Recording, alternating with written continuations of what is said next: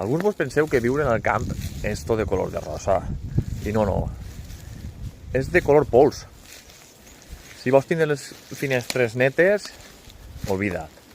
Si vols tindre la roba neta, eixir de casa net, oblida't. I menys si tens xiquets que els agarres al braç, que de les sabates ple de llangardars en seguida.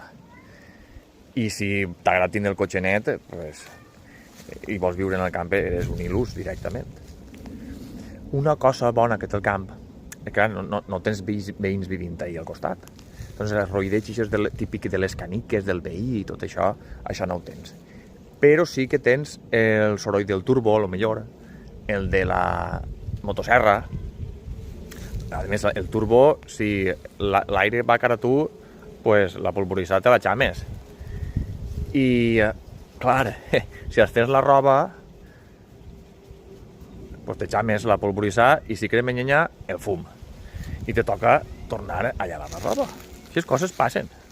Una altra cosa bona, que no n'hi ha panderoles. Panderoles d'ixes de les yanquis, les negretes sí que n'hi ha. Poques, però fa com boia hasta veure-les, collons, no n'hi ha quasi. Una altra cosa que sí que n'hi ha, tots els altres bitxos. Tots els altres estan ahí a ració doble o triple, i els mosquits no te dic ja. Les aranyetes, dins de casa, això has d'acceptar que viuen en tu. Això és així. Un clàssic dels que diuen que els agradaria viure en el camp, però que no ho tenen clar, és que tenen por de passar la nit en el camp. Mira, la nit a d'ells els trastoca, no n'hi ha claror, no n'hi ha res així a la vista i sospiten de que pugui passar alguna cosa. I res, ixes per la nit i és tot el mateix que del dia, però sense il·luminació, així que res.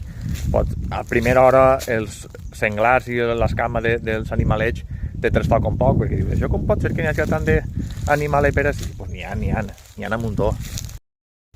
Així que en recordeu-se, si voleu anar-se'n a viure al camp, lo primer que heu de tindre en compte, és tindre camp. Vinga!